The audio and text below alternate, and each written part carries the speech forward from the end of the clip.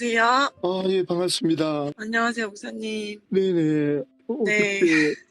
어떻게 이런 결단을 하게 됐는지 좀 궁금해요. 제가 남편이랑 시어머니랑 같이 다닌 지 13년 정도 됐거든요. 어, 남편은 14년이 됐고, 횟수로 보니까 그러더라고요. 여기 와서 아이들도 낳고, 아이들도 총회 교족부에 등록을 하고, 그렇게 했는데, 그동안 그 십수년의 세월 동안 선악과를 보지 말고, 듣지도 말고, 이렇게 하라고 했었던 말 때문에, 저희 셋이 단 한 번도 찾아본 적이 없어요. 진짜 단 한 번도 의심하지 않고 찾아본 적이 없었는데 처음에 실상을 보고 왔기 때문에 그랬는데 코로나 이후로 신천지에서 안 좋았었던 부분들이 드러난 것도 사실 잘 몰랐어요. 너무 애끼고 바쁘다 보니까. 근데 사명자가 제 인스타그램에 제명된 사람이 그 취소하라고 얘기를 하더라고요. 팔로우 돼 있는지도 몰랐는데 그래서 도대체 무슨 내용을 올렸길래 이런 내용을 나한테 보내지 하면서 그 캡처한 내용을 보니까 이제 7년 동안 신앙을 했었는데 잘못된 부분을 물어보고 이제 답변을 듣고 싶었지만 돌아오는 건 없었고 제명 통제가 여기서 갑자기 탈퇴됐다 이런 내용이 써있더라고요. 그래서 양심선언하는 내용이 인스타에 있더라고요. 그래서 이게 무슨 내용이야 하면서 제가 2달 전에 처음으로 유튜브를 찾아보게 됐어요. 그랬더니 유준열 전 청년회장이 양심 고백한 내용 한 가지를 봤거든요. 그래서 너무 깜짝 놀래가지고 뭐지 이러면서 좀 되게 너무 어지럽고 혼돈되고 있었는데 저희가 대면 예배를 안 드리고 있잖아요, 가천교회가. 그런데 이제 한 번씩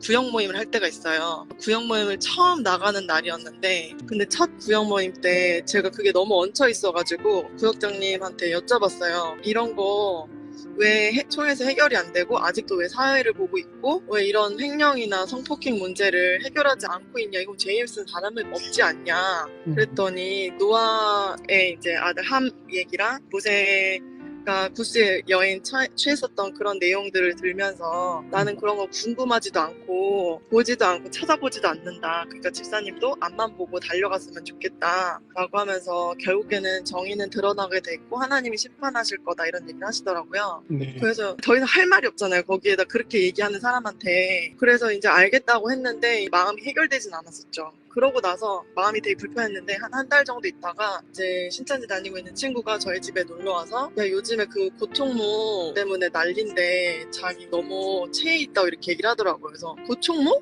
그래서 전 자세히 안 봤기 때문에 너무 무서워서 자세히 안 봤기 때문에 부분 알고 있었던 거예요. 근데 이제 유준열 전 청년회장이 밝혔었던 그 총무의 내용이 고총무였고 그렇죠. 곤이라는 이름을 그때 처음 알고 그런 게 있구나 하면서 너무 놀랐는데 일단은 티는 내지 않고 그렇게까지 영상을 보지 않았었기 때문에 걔가 오히려 더 여기에 마음이 상해 있었어요. 그래서 야, 그래도 너 아기 낳으면은 총회 등록도 하고 하나님 앞에 깨끗한 심령으로 먼저 예비를 시켜야 되지 않겠냐, 우리가 이렇게 해이해져도 아기 낳고 잘 안 해도 그런 얘기를 하고서 이제 헤어졌거든요. 그런데 걔가 가고 나서 그 고총무 얘기를 그때부터 검색해보기 시작했어요. 한 2주 됐어요. 근데 세상에 진짜 기함할 내용들이 거기 다 있고 그거는 진짜 너무 말도 안 되는 내용들이 이전에서도 빛남이 내용이 떴었겠지만 코로나 이후로 너무 많이 드러난 게 거기 보여지는 거예요. 근데 너무 깜짝 놀란 게 신천지 다닌 사람은 단 한 명도 청년들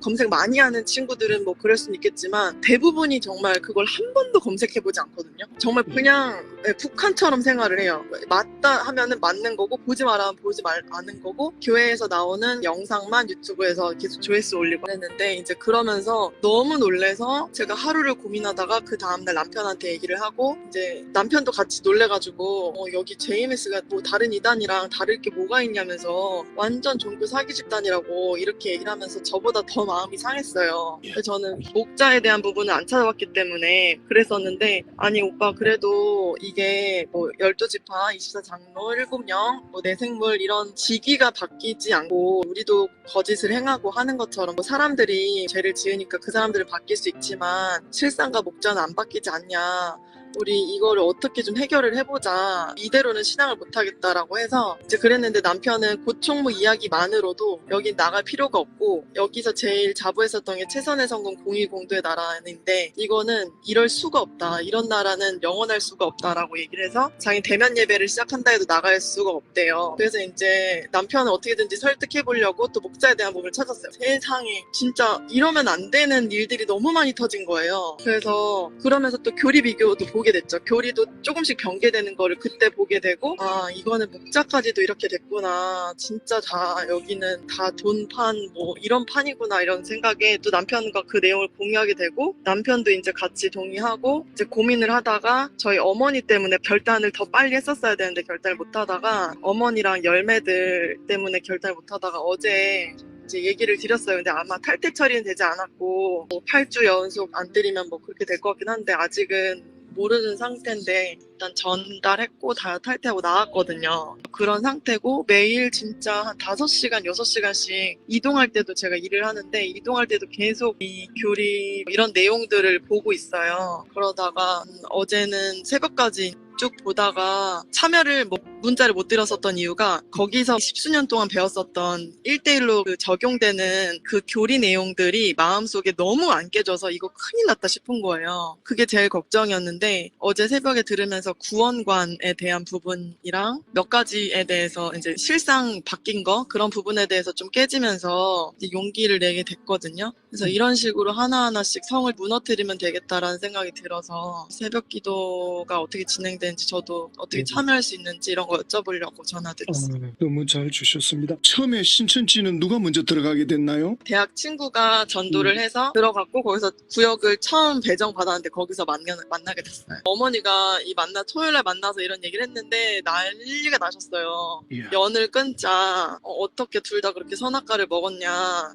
어떻게 그렇게 애 낳고 믿음이 떨어지더니 신앙이 그렇게 됐냐라고 엄청 면박을 주시다가 결국에는 나 이거 듣고 싶지 않으니까 여러 가지 영상 보여드리려고 했는데 듣지 않으시더라고요. 안 듣지.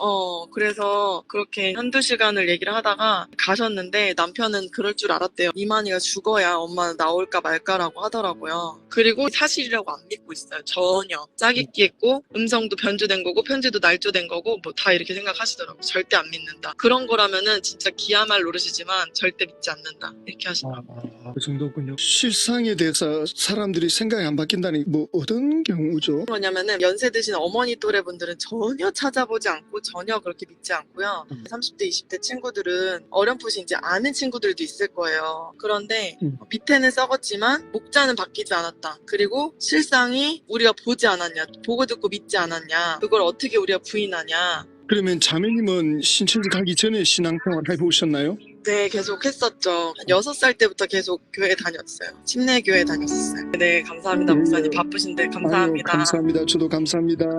네, 들어가세요. 네, 들어가세요. 예. 네.